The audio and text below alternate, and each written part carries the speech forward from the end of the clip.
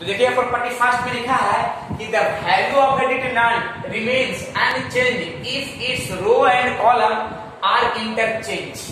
यानी कहा है क्या कि जब भी कोई भी रो या तो कोई कॉलम को अगर चेंज करते हैं तो उसका जो है वैल्यू में कोई चेंजिंग नहीं होता है। तो पहले एक काम करते हैं, इस स्टेटमेंट को समझाने से पहले जरा सभी विद्यार्थी इसका डिटरमिनेंट हमको बताइएगा निकाल कर कितना आएगा।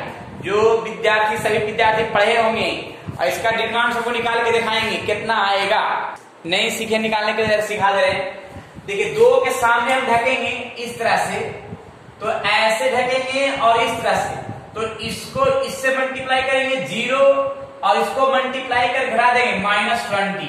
देखिए थोड़ा ध्यान से, हाँ सही विद्यार्थी बता रहे हैं -28। फिर देखिए यहाँ पे प्लस होता है, यहाँ पे माइनस होता है। देखिए माइनस और -3 को हम यहाँ पे ढकते हैं इस तरह से, माइनस से ढक लिया और ऐसे ढक लिए, तो इसको इससे मल्टीप्लाई करेंगे तो -42, ठीक है, और इसको मल्टीप्लाई करके सेपरेट करेंगे -4। क्लियर है? इसी प्रकार से जरा देखिएगा अब 5 के आगे प्लस होगा तो 5 के सामने ढक लेते हैं। थोड़ा देखिए जरा ध्यान से, तो इस 5 के सामने ढकेंगे बाबू, तो इसको इससे मल्टीप्लाई करेंगे 30 और इसको मल्टीप्लाई करके 0 से घटा देंगे तो क्या भाई ये ऐसे। तो इस चीज को हम लिख सकते हैं क्या, देखिएगा यहाँ पे आ जाएगा -40, ये देखिएगा माइनस माइनस प्लस, और यहाँ पे आएगा -46 और ये आएगा माइनस यहाँ पे प्लस 150 अर्थात -28 आ गया। यानी सही विद्यार्थी बताएं, यानी -28 ही आएगा। लिखा गया है क्या ना कि the value of determinant remain unchanged if its row and column are interchange. जब भी किसी डिटरमिनेंट्स को रो को कॉलम में चेंज करें या तो कॉलम को रो में चेंज करें तो वैल्यू में कोई चेंज नहीं होता है। देखिए जैसे मान लिया ये डिटरमिनेंट्स है, डिटरमिनेंट्स को हम क्या कर रहे हैं, ये रो है ना इसको कॉलम में चेंज कर रहे हैं, यानी 2 हो गया, -3 हो गया, 5 हो गया। इस रो को क्या कर रहे हैं, कॉलम में चेंज कर रहे हैं, कॉलम चेंज कर दिया। इसी रो को क्या कर रहे हैं, कॉलम में चेंज कर रहे हैं। तो जब कॉलम में चेंज कर रहे हैं तो अब इसका डिटरमिनेंट निकालेंगे, इसका भी डिटरमिनेंट निकालेंगे। तो इसका डिटरमिनेंट पता है, इसका भी डिटरमिनेंट कितना आएगा, -28 ही आएगा। इसका डिटरमिनेंट कितना आएगा, -28 ही आएगा। तो ये प्रॉपर्टी फर्स्ट का स्टेटमेंट है कि जब भी कोई डिटरमिनेंट्स को प्रत्येक रो को प्रत्येक कॉलम में चेंज करते हैं तो उसका वैल्यू में कोई चेंजिंग नहीं होता है, वैल्यू जो का त्यों रहता है। क्लियर? ये प्रॉपर्टी फर्स्ट का स्टेटमेंट है। ठीक है, तो प्रॉपर्टी फर्स्ट क्लियर हो गया सभी विद्यार्थी। चलिए तो प्रॉपर्टी सेकंड की ओर चलते हैं। क्या लिखा गया है, इफ एनी 2 रो और column of a determinant are interchange then sign of determinant change. इसमें बताया जा रहा है कि जब 2 रो या 2 कॉलम को चेंज करते हैं तो वैल्यू में कोई चेंज नहीं होता, सिर्फ साइन में चेंजिंग होता है। ठीक है, तो पहले एक काम करेंगे, इसका हमको डिटरमिनेंट निकाल के दिखाएंगे, उसके बाद हम प्रॉपर्टी को समझाएंगे अच्छा तरह से। ठीक है, डिटरमिनेंट निकाल के दिखाइए सही विद्यार्थी। इसका डिटरमिनेंट क्या आएगा, -28 आएगा। लेकिन अब इसका क्या है जरा सुनिएगा, इसका कहानी क्या है। हाँ सही विद्यार्थी सही बोल रहे हैं। अब इसका प्रॉपर्टी सेकंड का क्या कह रहा है, क्या कि इफ एनी 2 रो और column of a determinant are interchange. जब 2 रो या 2 कॉलम को अगर चेंज करते हैं तो वैल्यू में कोई चेंज नहीं होता, सिर्फ साइन में चेंज होता है। तो कैसे चेंज करते हैं देखिएगा। जैसे कहने का तात्पर्य है ना क्या कि फर्स्ट रो को अगर हम थर्ड रो में कर देते हैं, थर्ड रो में करते हैं, देखिएगा, या तो सेकेंड थर्ड रो को हम क्या करते हैं फर्स्ट रो में, ठीक है ना, फर्स्ट रो को थर्ड रो में और थर्ड रो को क्या फर्स्ट रो में करते हैं। तो यहाँ भी कैसे करते हैं, इसको कर रहे ऊपर नीचे कर रहे हैं, बीच वाला यानी सेकेंड रो है फिक्स रह देते हैं, तो 1 5 -7, ठीक है, और बी सेकेंड रो है जो फिक्स है, और फर्स्ट रो को हम करते हैं 2 -3 और 5। क्लियर है? इस तरह से अब इसके बाद जरा सोच लीजिए कि इसका अगर हम डिटरमिनेंट निकालते हैं, तो इसका डिटरमिनेंट क्या आ सकता है। सोचिए कि इसका डिटरमिनेंट जो आएगा ना, ये आएगा सेम ही आएगा, 28 ही आएगा, लेकिन साइन चेंज हो जाएगा। साइन क्या चेंज होगा, ये माइनस होता क्या जाएगा, प्लस में आ जाएगा। तो बताया गया है कि जब भी कोई 2 रो या तो 2 कॉलम, कोई भी 2 कॉलम को अगर चेंज करते हैं, फर्स्ट कॉलम को सेकंड कॉलम या सेकंड कॉलम को फर्स्ट कॉलम कर सकते हैं, या तो सेकंड कॉलम को थर्ड कॉलम में या थर्ड कॉलम को सेकंड कॉलम में कर सकते हैं, कोई भी चेंज कर सकते हैं, चाहे तो कॉलम या तो फिर रो में रो, ठीक है, कॉलम में कॉलम या रो में रो चेंज करते हैं दो को। तो समझ जाइए क्या कि उसको वैल्यू में कोई चेंज नहीं हुआ, सिर्फ साइन में चेंज हुआ, माइनस है तो प्लस में, या तो प्लस है तो माइनस में हो जाएगा। तो ये प्रॉपर्टी सेकंड का स्टेटमेंट कह रहा है। तो प्रॉपर्टी सेकंड स्टेटमेंट समझ में आ गया सभी विद्यार्थी को, कोई प्रॉब्लम नहीं ना। तो लिखा गया है इफ एनी टू रो और column of determinant are identical. Identical का मतलब होता है सेम, बराबर, इक्वल। जब भी कोई दो रो या दो कॉलम, दो रो या तो दो कॉलम सेम रहे, आइडेंटिकल रहे, then value of determinant is zero, तब उसका डिटरमिनेंट क्या होता है, जीरो होता है। तो अब हमको पहले सभी विद्यार्थी बताइएगा कि यहाँ की दो गो रो सेम है कि दो गो कॉलम सेम है, खाली हमको बताइएगा। दो गो रो सेम है कि दो गो कॉलम सेम है, ये हमको सभी विद्यार्थी बताएंगे। सभी पढ़े हैं लेकिन पता ही नहीं चल रहा है कि क्या पढ़े हैं। मैंने रो सेम जो क्या है कि यहाँ पे 2 2 है, कॉलम में आई 3 3 है, तो कॉलम सेम नहीं है, कॉलम सेम नहीं है, क्योंकि देखिए सेकंड कॉलम में मेरा 2 है और थर्ड कॉलम में क्या है, 3 है, तो कॉलम सेम नहीं है कन्हैया जी। दो रो को दो कॉलम, हाँ सुनिएगा, यहाँ पे कॉलम सेम नहीं है क्योंकि सेकंड कॉलम में 2 है और थर्ड कॉलम में क्या है, 3 है, तो दोनों अलग अलग हो गया, 2 अलग हो गया, 3 अलग हो गया, तो दोनों सेम नहीं है, कॉलम सेम नहीं है। अब चलते हैं रो देखते हैं। रो क्या है कि फर्स्ट रो में क्या है, 3 2 3 है, सेकंड रो में 2 2 3 है और थर्ड रो में 3 2 3 है। देखिए यहाँ भी रो सेम है, 3 2 3 देख रहे हैं ना, और 3 2 3 सेम है, तो यहाँ पे फर्स्ट रो और थर्ड रो सेम हो गया, ठीक है, कॉलम सेम नहीं था। कितना विद्यार्थी सोच रहे हैं ना कि सर दो तो है, ये है सेम सर एक में, ऐसे नहीं, मैंने दोनों सेम होना चाहिए। अगर यहाँ 2 है ना तो इसमें भी पूरा 2 होना चाहिए, या फिर यहाँ 3 है ना तो यहाँ भी 3 होना चाहिए, उसको बोलते हैं सेम दो कॉलम, ठीक है, ये दो रो सेम। बात समझ गए? तो यहाँ पे कॉलम सेम नहीं हुआ, यहाँ पे क्या सेम हो गया, सेम हो गया, मेरा रो सेम हो गया।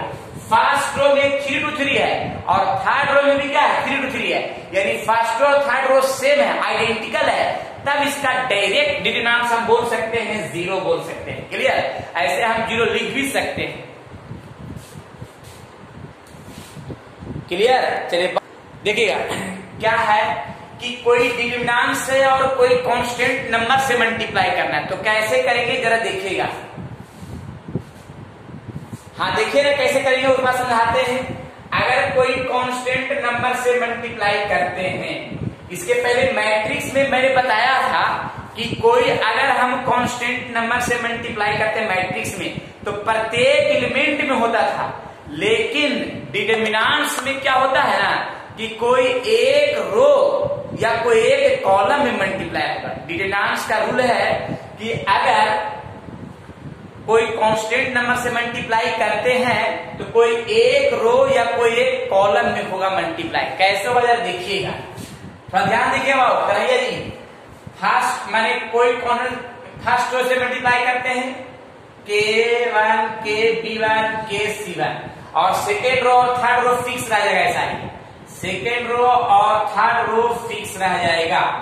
क्लियर? या हम कर सकते हैं कि सेकेंड रो में मल्टीप्लाई कर सकते हैं, फर्स्ट रो और थर्ड रो फिक्स रह जाएगा।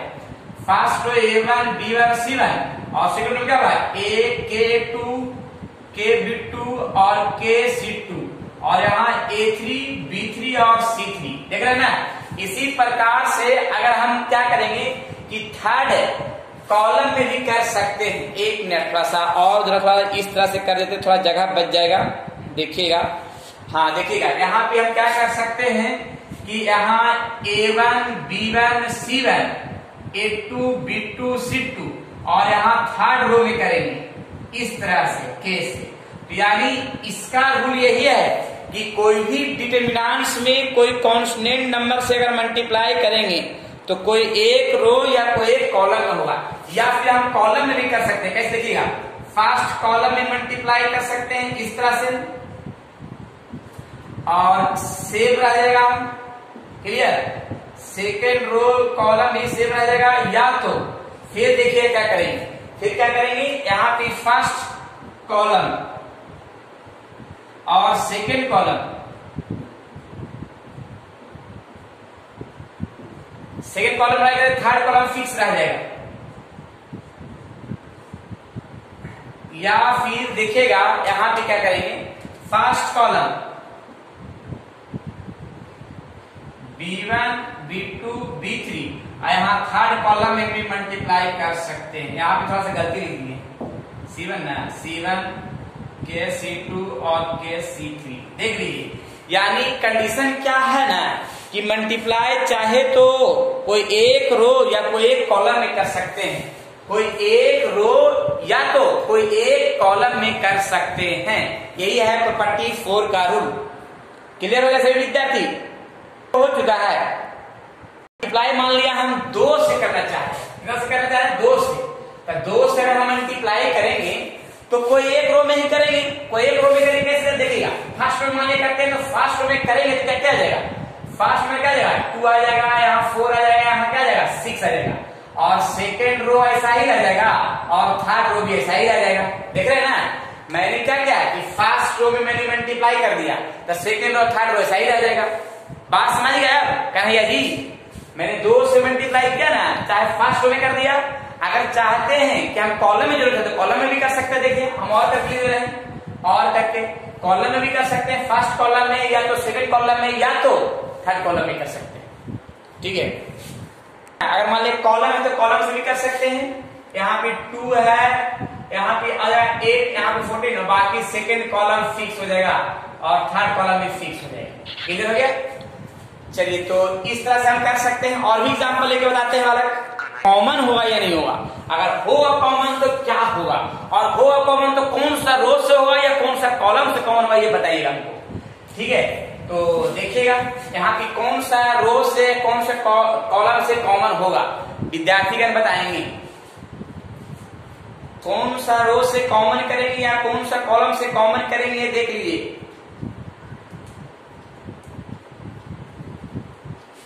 हाँ देखिए, R1 से कॉमन होगा, लव कुछ बोल रहे हैं, वेरी गुड। हाँ ठीक है, देखिए मैंने यहाँ भी फर्स्ट रो से कॉमन हुआ, पहले देखिएगा। हाँ, सभी विद्यार्थी सही बोल रहे हैं, सभी विद्यार्थी सही बोल रहे हैं। फर्स्ट रो से कॉमन करते हैं 6, क्या कॉमन करते हैं 6, तो यहाँ पे क्या बचेगा, यहाँ पे 17 बच जाएगा। ठीक है, और इसमें बच जाएगा कितना बचेगा, यहाँ बचेगा 3 बच जाएगा, यहाँ बचेगा 6 बच जाएगा। ठीक है, और बाकी रो फिक्स रह जाएगा, बाकी जो रो है ना सब फिक्स हो जाएगा। क्लियर हो गए? कोई डाउट है? बाकी रो फिक्स हो गए ना। चलिए, अब बाकी रो फिक्स हो गए तो आप जरा सुनिए, अभी भी और कोई कॉमन होगा क्या बालक? बालक सभी बताएंगे, कुछ और कॉलम करें, और कोई कॉमन होगा इसमें, और कहीं से कॉमन होगा? हाँ कॉमन होगा, देखिए ध्यान से बाबू, सेकंड कॉलम से कॉमन होगा 3, सेकंड कॉलम 3 कॉमन नहीं कर सकते हैं, सेकंड कॉलम से 3 कॉमन होगा। देखिए सेकंड कॉलम से क्या कॉमन कर रहे हैं, 3 कॉमन कर रहे हैं, तो बचेगा 1 1 1, और सेकंड कॉलम से, वेरी गुड, और थर्ड कॉलम फिक्स रह जाएगा। बात समझ आ रहा है कॉमन कैसे कर रहे हैं? अब इस पर और भी कॉमन होगा, और भी कुछ कॉमन होगा, देख के बता सकते हैं, और भी कुछ कॉमन हुआ तो देख के बता सकते हैं।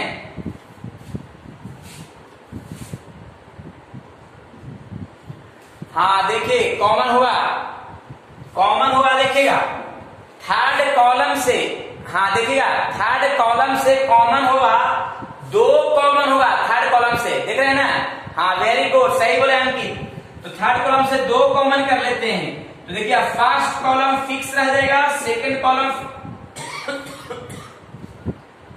और थर्ड कॉलम से कॉमन करते हैं 2, बचेगा 3, यहाँ पे 2 और यहाँ पे 3। अब आगे कॉमन करने, अब कॉमन भी करने आगे सही विद्यार्थी को, कोई डाउट है? मैंने सिर्फ कॉमन ही समझाया है। 2 रो सेम है तो यहाँ पे 6 इंटू 3 इंटू 2 इंटू क्या आ जाएगा 0, बराबर क्या आ जाएगा 0 आ जाएगा। Clear, very good. 0 भी लिख सकते हैं, या फिर यहाँ भी 0 लिखा सकता नहीं कि दो रो सेम यहीं पे हो गया था, डिटरमिनेंट क्या 0 लिख सकते थे, लेकिन हमको मेन समझाना था, जान तो क्या मेरा से मेन समझाना था कॉमन करने के लिए कि कैसे कैसे कॉमन होता है। ठीक है, बस कॉमन ही समझाना था, बाकी तो दो रो दो कॉलम सेम सभी को समझ में आगे करता है। अब परफेक्ट हो गया ना, ये लायक है या नहीं है खाली ये बताइएगा। ये नोटेड पॉइंट फर्स्ट में क्या कॉमन होगा, कॉमन नहीं होगा, सभी विद्यार्थी बोलेंगे, कुछ ना कुछ सभी विद्यार्थी बोलेंगे, तभी तो कुछ पता चलेगा। तो जाहिर सी बात है कि अगर इसमें भी हम x रखते हैं, इसमें भी अगर x रखते हैं तो 0 में कोई फर्क पड़ेगा x को, है ऑलरेडी 0 ही आ जाएगा, 0 ही आ जाएगा। तो फर्स्ट रो में हम x कॉमन नहीं कर सकते हैं, फर्स्ट रो में अगर x हम कॉमन करते हैं तो ये 0 ही रह जाएगा, 0 जगह यहाँ 1 हो जाएगा, और बाकी सेकेंड रो और थर्ड रो फिक्स हो जाएगा। बात समझ आया? हाँ कन्हैया जी कर सकते हैं, बहुत बढ़िया कन्हैया जी। हाँ यहाँ पे क्या है ना कि फर्स्ट यहाँ पे 0 में तो सभी शामिल होता है, तो कॉमन तो कर ही सकते हैं।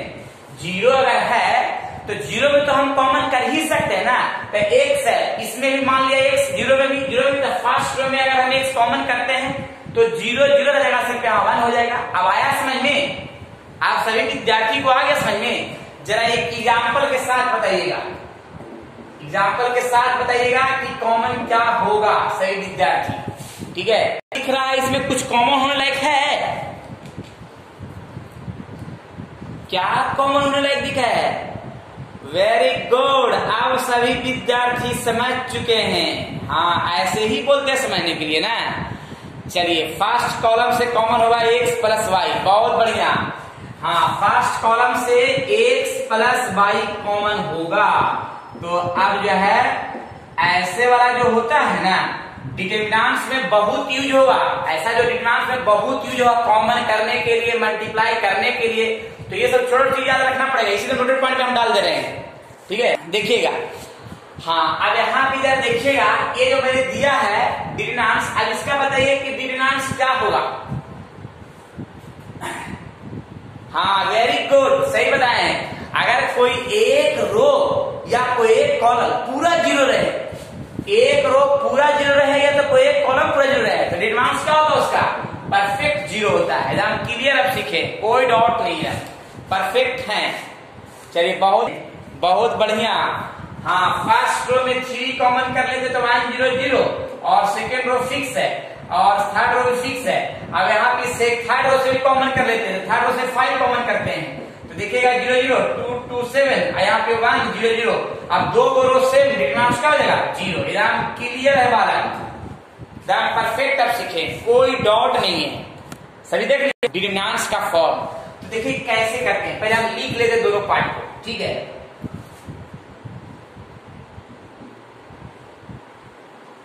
देखिएगा यहाँ पे फर्स्ट वाला पार्ट है A1 B1 C1 और x by z है तो x by z। फिर देखिएगा A2 B2 C2 और इसमें भी A2 B2 C2, A3 B3 C3, इसमें भी A3 B3 और C3। यानी कंडीशन क्या जरा सुनिएगा, कंडीशन ये है ना कि जो प्लस वाला है यानी जिसका 2 पार्ट, इसका कितना पार्ट है? 2 पार्ट है, तो पहला पार्ट पहला डिटरमिनेंट्स में और दूसरा पार्ट दूसरा डिटरमिनेंट्स में, और जो सिंगल वाला है ना वो दोनों डिटरमिनेंट्स में होगा। जैसे मान लिया यहाँ पे सेकेंड रो और थर्ड रो जो है ना, सेकेंड रो थर्ड रो इसमें भी हो गया, देख रहे हैं ना, यानी सेकेंड रो इसमें भी, थर्ड रो इसमें भी। अब तुम लोग कभी कभी ऐसा लगता होगा कि सर ये तो x A1 प्लस x लिखा हुआ है, B1 प्लस y लिखा हुआ है, C1 प्लस z लिखा हुआ है, लेकिन कभी कभी ऐसा लगता है सर A2 और A2 जोड़ेंगे तो 2A2 आ जाएगा, लेकिन ऐसा नहीं होता है डिटरमिनेंट्स में। ठीक है, B2 B2 जोड़े तो 2B2 हो जाएगा, लेकिन डिटरमिनेंट्स में ऐसा नहीं होता है। जो सिंगल वाला पार्ट है वो दोनों में होता है, जैसे सिंगल वाला पार्ट कौन? सेकेंड रो और थर्ड रो, वो दोनों में हो जाएगा। लेकिन जो डबल पार्ट रहता है वो एक पार्ट पहला डिटरमिनेंट्स में और दूसरा पार्ट दूसरा डिटरमिनेंट्स में, यही होता है एडिशन ऑफ डिटरमिनेंट्स। सभी को समझ में आया होगा, कुछ कुछ तो समझ में आया होगा, सभी पढ़े हुए हैं। ठीक है, देखिए मिला देते हैं। पहला वाला A1 B1 C1 और A2 B2 C2 और A3 B3 C3, ठीक है। यहाँ हो गया अल्फा बीटा और गामा, ठीक है। यहाँ दूसरा सेकंड वाला पार्ट सेकंड में, और यहाँ पे क्या हो गया A2 B2 C2 और A3 B3 C3, क्लियर है ना।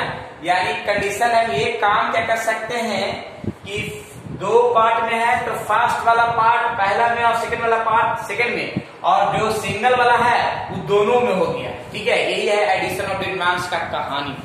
तो कहानी तो एकदम परफेक्ट। आज मैंने डिटरमिनेंट्स का प्रॉपर्टी बताया और उसको एग्जांपल देके पूरा प्रैक्टिकल भी किया है। तो इसी प्रकार से अगर लाइव क्लासेस करना चाहते हैं पूरा डिटेल से, तो जानकारी प्राप्त कर सकते हैं और डिस्क्रिप्शन नंबर दिया हुआ है, उससे कांटेक्ट कीजिए और लाइव क्लास कीजिए पूरा डिटेल से। फिर नए थ्योरी के साथ मिलते हैं, प्रैक्टिकल के साथ मिलते हैं अगली क्लास में। जब तक आप लोग मेहनत करते हैं।